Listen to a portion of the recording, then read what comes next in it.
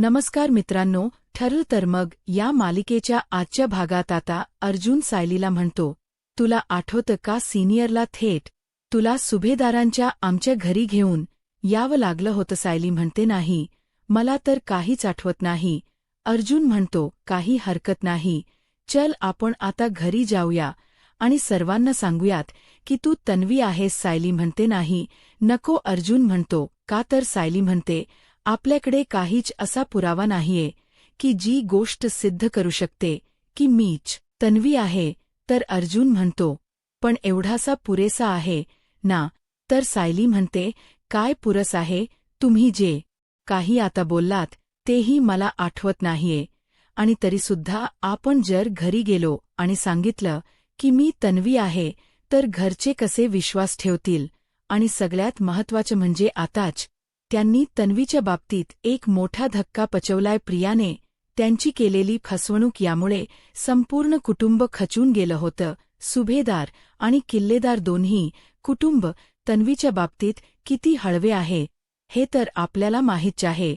हे जर पूर्णाजींना कळालं तर पूर्णाजी पूर्णपणे खचून जातील. एवढेच नाही तर आई-बाबांच काय, त्यांच्या या सगळ्यावरचा विश्वासच उडेल.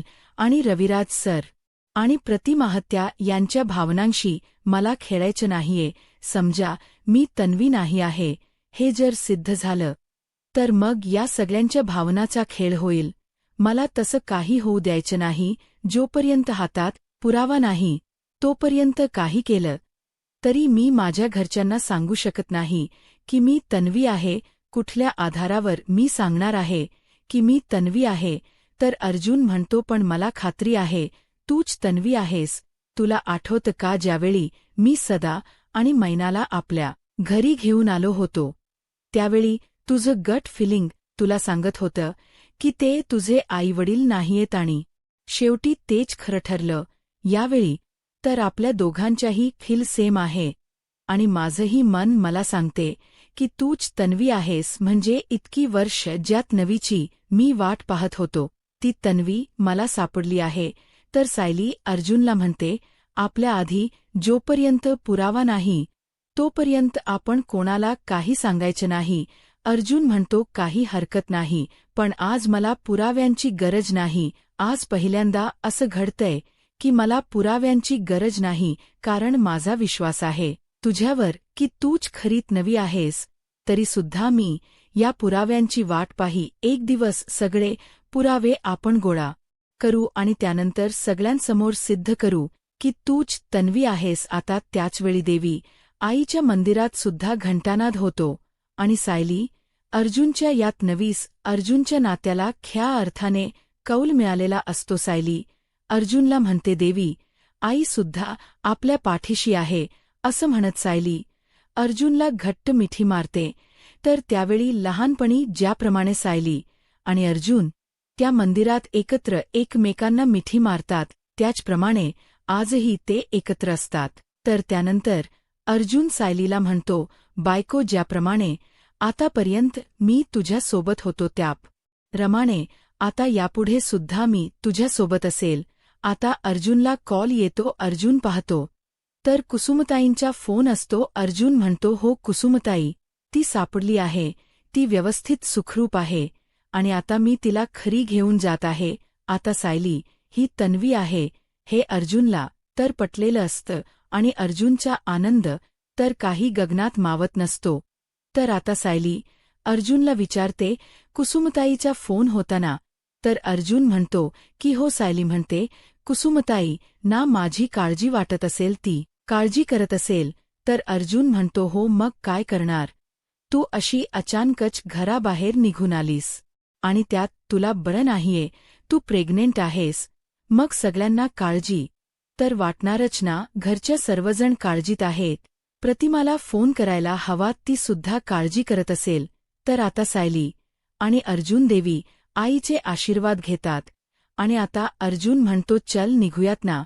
तर सायली म्हणते हो. अर्जुन म्हणतो, पण यापुढे असं काही करायचं नाही. सायली म्हणते, नाही, सॉरी, मला माफ करा. अर्जुन म्हणतो, हो, पण याचं कारण ज्यावेळी सर्वांना कळेल ना त्यावेळी सर्वच जण खूप खुश होतील. तर त्यानंतर आता अर्जुन प्रतिमा त्यांना फोन करतच मंदिराच्या बाहेर पडतो. तर इकडे सायली, अर्जुनवर लक्ष ठेवून असणारी व्यक्ती, अर्जुनच्या गाडीचे ब्रेक फेल करण्याचा प्रयत्न करत असते. परंतु त्याच वेळी सायली, अर्जुन गाडीपाशी आलेले असतात आणि त्यामुळे त्या व्यक्तीला काहीच करता येत नाही. परंतु अर्जुन बघण्याअगोदर ती व्यक्ती तिथून निघून जाते आणि म्हणू लागते, हा पण चान्स गेला. आता सायली, अर्जुन घरी जायला निघालेले असतात. तर दुसरीकडे पाहायला मिळतं सचिनला एका नंबरवरून फोन आलेला असतो. सचिन विचार करत म्हणतो की हा नंबर कोणाचा असेल असं म्हणत आता सचिन फोन उचलतो आणि म्हणतो, हॅलो, कोण? तर रिया म्हणते, हॅलो, मी प्रिया बोलत आहे. तर सचिन प्रियाला म्हणतो, प्रिया, मी तुला किती वेळा सांगितलं आहे की पोलीस स्टेशनच्या फोनवरून मला सतत फोन करत जाऊ नकोस. सगळे फोन रेकॉर्ड होतात आणि या सगळ्यामध्ये माझा नंबर आहे. हे जर कळालं तर तुला कळत नाहीये का? तर प्रिया म्हणते, हो मला कळतं, पण सचिन, मी तुला काहीतरी काम सांगितलं होतं. ते काम तू केलंस का? कल्पनाला सांगितलंस का की मी प्रेग्नेंट आहे, मी अश्विनच्या बाळाची आई होणार आहे? सचिन म्हणतो, हो, मी सुभेदारांच्या घरी गेलो होतो. तिथे गेल्यानंतर सगळ्यांनी माझं औक्षण केलं आणि मग मी घरात गेलो, सगळ्यांना एक एक करून मिठ्या मारल्यात आणि सगळ्यांना सांगितलं की तू प्रेग्नेंट आहेस आणि सगळ्यांनी माझ्या बोलण्यावर विश्वासही ठेवला. तर प्रिया सचिनला म्हणते, सचिन प्लीज उगाच काहीतरी बरळत बसू नकोस. जे काही घडलंय ते सांग ना. तू अजून सांगितलं नाहीयेस का? तर सचिन म्हणतो, नाही, मी अजून कोणाला काही सांगितलं नाही. परंतु तुझ्या प्रेग्नन्सीची न्यूज ही मी आता अस्मिताला सांगणार आहे आणि भेटण्यासाठी मी तिला मेसेजही केला आहे. तर प्रिया सचिनला म्हणते, सचिन, अरे तू काय बोलतोयस? त्या अस्मिताला सांगून काही उपयोग आहे का? तिला कोणी घरात व्हॅल्यू तरी देतं का? त्यामुळे काही झालं तरी ही बातमी कल्पनालाच कळायला हवी. कल्पनाला जर ही बातमी कळाली तर ती मला इथून सोडवण्याचा प्रयत्न करेल. ती मला लवकरात लवकर घरी घेऊन जाईल. त्यामुळे प्लीज सचिन, ही बातमी कल्पनापर्यंतच पोहोचायला हवी, तिला कळायला हवी.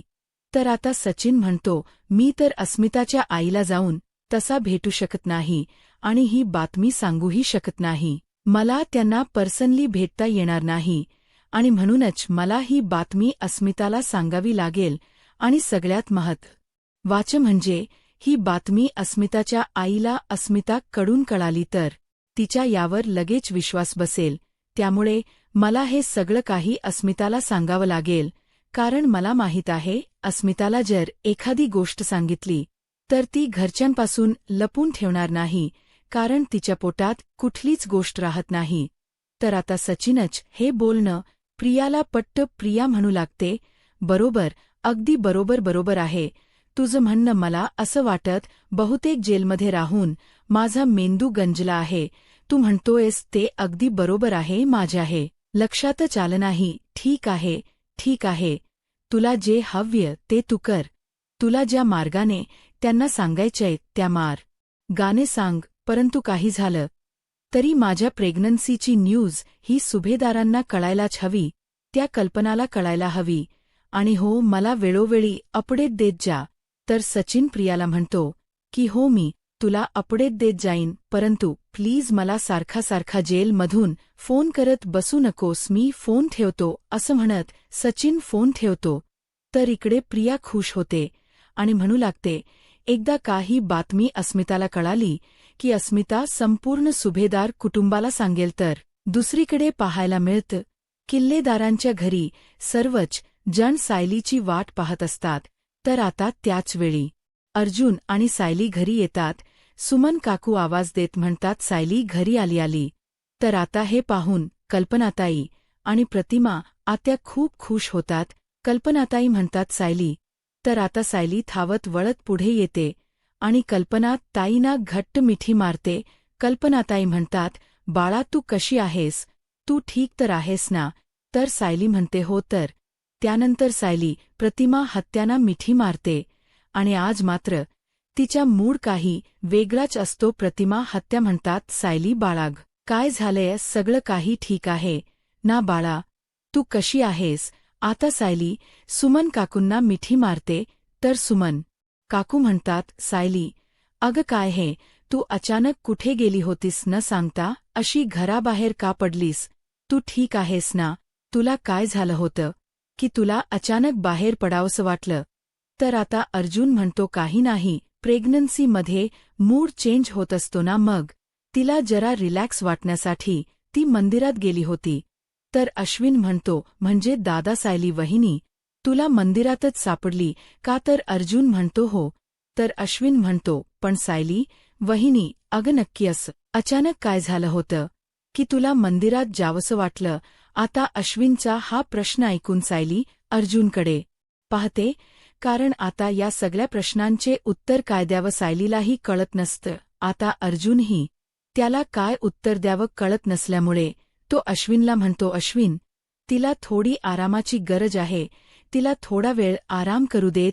कल्पनाताई आणि प्रतिमा म्हणतात, हो सायली तू थोडा वेळ आराम कर. अर्जुन म्हणतो, चल बायको, असं म्हणत आता अर्जुन सायलीला आराम करण्यासाठी घेऊन जातो. तर इकडे अश्विन कल्पन ताईंना म्हणतो, ब्र मम्मा आता मला सुद्धा यावं लागेल, मी सायली वहिनीसाठीच थांबलो होतो, पण आता मला हॉस्पिटलला जावं लागेल. ब्र मी अगोदर घरी जातो आणि त्यानंतर मी हॉस्पिटलला जातो. कल्पनाताई म्हणतात, ब्र ठीक आहे. आता सुमन काकू सायली आणि अर्जुनसाठी सरबत बनवायला जातात. तर इकडे आता कल्पनात ताई प्रतिमा आत्यांना म्हणतात, प्रतिमा अग सायलीला असं अचानक काय झालं असेल?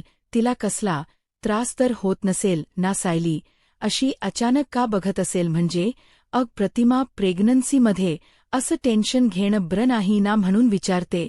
तर कल्पना ताईंना प्रतिमा आत्या म्हणतात, कल्पना तू शांत हो, तू काळजी करू नकोस. अगं अशा अवस्थेत असे मूड बदलत असतात, हे आपल्यालाही माहीत आहे, पण तरी सुद्धा सायली अशी अचानक घरातून का बाहेर पडली? ती मंदिरात का गेली होती? आणि आल्यानंतर तिला असं का झालं?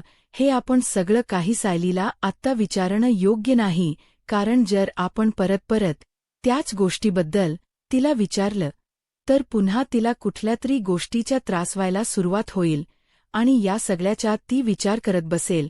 त्यामुळे कल्पना मला तरी असं वाटते की आपण हा विषय येथेच सोडूया. आणि हो सायलीची अजिबात काळजी करू नकोस, कारण अर्जुन तिची अगदी व्यवस्थित काळजी घेतोय, तिला काहीच कमी पडू देत नाहीये, त्यामुळे नको विचार करूस एवढा. ब्र मी सायलीसाठी तिच्या आवडता स्वयंपाक बनवते, तिला कढी खिचडी खूप आवडते, तीच बनवायला घेते. कल्पनाताई म्हणतात, ब्र मी सुद्धा तुला मदत करते. असं म्हणत कल्पनाताई आणि प्रतिमा त्या दोघेही स्वयंपाकघरात निघून जातात. तर दुसरीकडे महिप्तशिकच्या घरी आपल्याला पाहायला मिळतं, भक्तगण आलेले असतात, दरबार भरलेला असतो आणि त्याचवेळी एक मुलगी त्या ठिकाणी येते आणि महिप्तशिकचा आशीर्वाद घेत म्हणते, महिप्त बाबा खिचे. महिप्त शिकरे म्हणतात, बाळा तू कोण आहेस? तर ती मुलगी आपली ओळख करून देत म्हणते, बाबा मी अधिरा एस ग्रुप ऑफ इंडस्ट्रीची मालकीन आज तुमच्याजवळ आली आहे, तुम्हाला शरण आली आहे. बाबा बाबा माझे बाबा गेल्यानंतर मी एकटी पडली होती, काय करावं मला काहीच कळत नव्हतं. माझ्यासमोर संपूर्ण कंपनी होती, परंतु त्या कंपनीचा कारभार कसा सांभाळावा मला काहीच कळत नव्हतं. पण त्यावेळी मला बहुगुणी बाबा सापडलेत आणि त्यानंतर त्यांनी मला तुमच्याबद्दल सांगितलं आणि मला या सगळ्याच्या सगळ्यात मोठा चमत्कार घडला. माझ्या आयुष्यात खूप मोठे अनुभव आले, ते म्हणजे माझ्या कंपनीचं कामकाज अगदी व्यवस्थित सुरू आहे. आज माझ्या प्रत्येक कंपनीतील मशीनवर तुमचा फोटो आहे. आज माझी गेलेली सगळी कॉन्ट्रॅक्ट मला पुन्हा मिळत आहे. माझ्या कंपनीची खूप भरभराट झाली. हे सगळं काही बाबा फक्त तुमच्यामुळे घडत आहे. तुमची खरंच अगाध लीला आहे. तुमची ही अद्भुत लीला पाहूनच आज मी तुमच्या समोर शरण आली आहे. बाबा तुम्ही माझ्यासाठी खूप काही केलं आहे. तर आता महिप शिकरे अधिराला विचारतात, मी तुझ्यासाठी काय करू शकतो? आता तर अधिरा म्हणू लागते, बाबा अहो मी म्हणाले त्याप्रमाणे तुम्ही माझ्यासाठी अगोदरच खूप काही केलं आहे. मी माझ्या वडिलांची एकुलती एक मुलगी, माझे वडील गेल्यानंतर, माझे बाबा गेल्यानंतर मी एकटी पडली त्यात. बिझनेसचा भार आणि माझ्या वडिलांच्या जाण्याच दुःख, या सगळ्यामुळे मी खचून गेले होते. बाबा पण मला, तुमच्या कृपेने सगळं काही परत मिळालं आहे. खरंच बाबा, मला फक्त तुमच्या आशीर्वादांची गरज आहे, असं म्हणत अधीराने तिला आलेला अनुभव महिप्त बाबांना सांगितलेला असतो. आता सर्व भक्तगण महिप्त बाबा की जय, महिप्त बाबा की जय असं म्हणत जयघोष करू. मात्र खूप खुश असतो. तर दुसरीकडे किल्लेदारांच्या घरी आपल्याला पाहायला मिळतं सायली आणि अर्जुन रूममध्ये येताच दोघंही फक्त एकमेकांकडे पाहत असतात. दोघंही एकमेकांच्या नजरेत हरवून गेलेले असतात, कारण त्यांना त्यांच्या बालपणीचे क्षण आठवत असतात. अर्जुनच्या वाढदिवसादिवशी तन्वी आणि अर्जुनची झालेली भेट आणि तन्वीला यायला उशीर झालेला असतो म्हणून अर्जुन थोडा रागवलेलाही असतो. त्यानंतर तन्वीने वाढदिवसाच्या दिलेल्या शुभेच्छा हे सर्व क्षण अर्जुनला आजही आठवत असतात. एवढंच काय, तर वाढदिवसादिवशीही अर्जुनने पहिल औक्षण हे तन्वी कडूनच करून घेतलेलं असतं. तन्वीने अर्जुनच्या औक्षण केलेलं असतं. आता अर्जुन सायलीला म्हणतो, माझा विश्वासच बसत नाहीये की तूच खरी तन्वी आहेस. सगळेच बघतायत किती वर्षापासून ज्या तन्वीची वाट, ती तन्वी आज आपल्या घरात आहे, आज माझ्या समोर आहे. तर सायली अर्जुनला म्हणते, माझा तर अजिबातच विश्वास बसत नाहीये, कारण मला सगळ्या खुणा स्पष्ट दिसतायत, पण आठवत मात्र अजिबातच नाही. मग या सगळ्या गोष्टींवर विश्वास कसा ठेवायचा? काहीतरी पुरावा असायला हवा ना, असं म्हणत सायली अर्जुनला प्रश्न करते. तर अर्जुन सायलीला म्हणतो, आता वकील बायकोम हाणून शोभतेस, कारण एक वकील म्हणून मला पुराव्यांची गरज नाहीये, पण तुला मात्र आता पुरावा हवाय बायको. खरं सांगू का अगं, ही सगळी माणसं आपलीच आहे, सगळी आपल्यावर प्रेम करणारी माणसं आहे आणि आपल्याच घरात आपल्याच माणसांना पुराव्याची काहीही गरज नाही. हे बघ मी काय म्हणतो, आपण आत्ताच घरच्या सगळ्यांना सांगूयात की तूच नवी आहेस. मग तुझी लहानपणीची मेमरी परत आणण्यासाठी घरचे सर्वच जण तुला मदत करतील, सर्वांचीच मदत होईल तुला तुझा भूतकाळ आठवायला. तर सायली अर्जुनला म्हणते, मला सुद्धा माझा मोह जाणवतोय, परंतु मोहापेक्षा भीती मोठी आहे.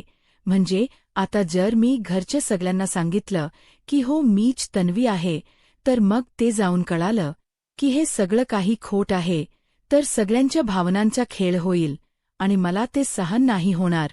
तर अर्जुन म्हणतो, ओके, मलाही तुझं म्हणणं पटते, तू बोलतेस ना ते अगदी खरं आहे, तुला वाटते ना तसंच होईल हो, पण मला पुराव्यांची गरज नाही, पण घरच्यांना पुरावे हवेत म्हणून आपण पुरावे शोधणार आहोत. तर आता सायली अर्जुनला म्हणते, मला सांगा प्रिया, ज्यावेळी रविराज सरांच्या घरी आली होती, रविराज काकांच्या घरी येताच तिने असे कुठले पुरावे दाखवले होते की ज्यामुळे सर्वांनी विश्वास ठेवला की तीच खरी तन्वी आहे? तर अर्जुन सायलीला म्हणतो, एखाद्याची आयडेंटिटी सिद्ध करण्यासाठी सायन्सनुसार एकच पर्याय आहे, तो म्हणजे डीएनए टेस्ट. तर सायली अर्जुनला म्हणते, मग आता माझे सुद्धा डीएनए टेस्ट करून घेऊयात ना? तर अर्जुन सायलीला म्हणतो, हे तेव्हा सिद्ध होईल जेव्हा तुझे डीएनए सॅम्पल हे प्रतिमा हत्याच्या सॅम्पलशी मॅच होईल. तर दुसरीकडे पाहायला मिळतं सुमन काकूंनी आता सायली अर्जुनसाठी सरबत बनवलेलं असतं. प्रतिमा आत्या म्हणतात, सुमन सरबत झालंय ना, मग मी त्या दोघांना देऊन येते, तू तोपर्यंत खिचडी बनवायची तयारी कर, तू खिचडीच बघ, मी आलेच, असं म्हणत आता प्रतिमा आत्या स्वतःहून सायली अर्जुनच्या रूमच्या दिशेने जात असतात. तर दुसरीकडे अर्जुन सायलीला म्हणतो, आपल्याकडे अजून एक मोठा पुरावा आहे. तर सायली विचारते, कोणता? अर्जुन म्हणतो, सांगतो, ज्यावेळी प्रियाने एक सॅम्पल आपल्याला लॅबमध्ये दिलं होतं, म्हणजे लॅबमध्ये तिने प्रतिमाहत्याच्या सॅम्पलसोबत एक सॅम्पल दिलं होतं आणि त्यावेळी आपण हेच विचार करत होतो की ते सॅम्पल ख्यात नवीच असू शकतं आणि ते सॅम्पल जर तुझं असेल तर सायली म्हणते, पण ते सॅम्पल आपण आपल्याकडेच ठेवून घेतलं होतं. तर अर्जुन म्हणतो राईट, मग आता ते सॅम्पल आणि तुझं सॅम्पल हे आपल्याला मॅच करून पाहायचे आहे. तर सायली अर्जुनला म्हणते, पण जर एकाच व्यक्तीची 2 सॅम्पल असतील तर ती ओळखता कशी येतील? परंतु हा प्रश्न अगोदरच अर्जुनने लॅबमध्ये विचारलेला असतो की एकाच व्यक्तीची जर 2 सॅम्पल असतील तर ती तुम्हाला ओळखता येतील का? त्यावेळी तिथील सर म्हणालेले असतात की हो, 2 सॅम्पल जर एकाच व्यक्तीची असतील तर ती आम्हाला ओळखता येतात, कारण ती दोन्ही सॅम्पल हो एंट मॅच होतात. तर आता सायली अर्जुन कडे पाहते, तर अर्जुन म्हणतो की हो, तेही करता येईल आणि तेही सिद्ध होईल, कारण डॉक्टर म्हणाले होते की दोन्ही सॅम्पल जर एकाच व्यक्तीचे असतील तर तेही आपल्याला कळू शकतं. तर आता सायली अर्जुनला म्हणते, तर मोठा गुंताही सुटेल आणि आपल्याला सत्यही कळेल. अर्जुन म्हणतो, ऑफकोर्स आपण यानंतर प्रतिमा हत्या आणि तुझं सॅम्पलही मॅच करून बघू. तर अर्जुन सायलीला म्हणतो, म्हणजेच सायली सुभेदार म्हणजेच तन्वी किल्लेदार यांची केस अगदी परफेक्ट सॉल्व्ह होईल. तर सायली अर्जुनला म्हणते, हे जर असं काहीतरी झालं तर मनात कोणतीही शंका न बाळगता मी सगळ्यांच्या समोर जाईन आणि अगदी ताठमाने अभिमानाने सांगेन की हो, मी प्रतिमा किल्लेदार आणि रविराज किल्लेदार यांची मुलगी आहे. तन्वी किल्लेदार असं म्हणतास तिथे प्रतिमा हत्या आलेल्या असतात. प्रतिमा सायलीला आवाज देत म्हणतात, सायली आता प्रतिमा हत्यांना अचानकच समोर पाहून सायली अर्जुनला धक्काच बसतो. तर येणाऱ्या पुढील भागामध्ये आपल्याला पाहायला मिळतं सायली अर्जुनला म्हणते की तन्वीच्या पायावर जशी खून आहे, जसा डाग आहे, तसाच डाग माझ्याही पायावर आहे आणि म्हणूनच सायली आपल्या पायावरच्या डाग पाहायला जाते. तर अर्जुन म्हणतो, इथे तर काहीच नाहीये, पण इथे भाजलेला डाग आहे. याचा अर्थ प्रियाने आता अर्जुनच्या सगळं काही लक्षात येतं. तर दुसरीकडे पूर्णाजी सायलीच्या चैन घालतात आणि म्हणतात, असेच दागिने मी तन्वीला सुद्धा केले होते. तर आता पूर्णाजी स्वतःच्या हाताने सायलीच्या गळ्यात ज्यावेळी चैन घालतात त्यावेळी सायलीला तो क्षण आठवतो, ज्या क्षणाला पूर्णा आजींनी सायली लहान असताना सुद्धा तिच्या गळ्यात चैन घातलेली असते. तर त्यानंतर घरात सर्वजण एकत्र जमलेले असतात. तर सुमन काकू म्हणतात, मी तुम्हा सगळ्यांसाठी एक सरप्राईज घेऊन आले आहे. ये रे आत ये. आता ती व्यक्ती म्हणजेच ज्या व्यक्तीने सायलीचे फोटो काढलेले असतात आणि जी व्यक्ती अर्जुन आणि सायलीचा जीव घेण्याचा प्रयत्न करत असते, त्यांना मारण्याचा प्रयत्न करत असते. तर दुसरीकडे मधुभाऊंनाही मारण्याचा तिने प्रयत्न केलेला असतो. तीच म्हणजे व्यक्ती आता सुमन काकूने सरप्राईज म्हणून आणलेली असते. आता ती व्यक्ती नक्की कोण असेल, आता पुढे काय होईल हे पाहायला आत्ताच माझा महाराष्ट्र या यूट्यूब चॅनलला सबस्क्राईब करा. धन्यवाद.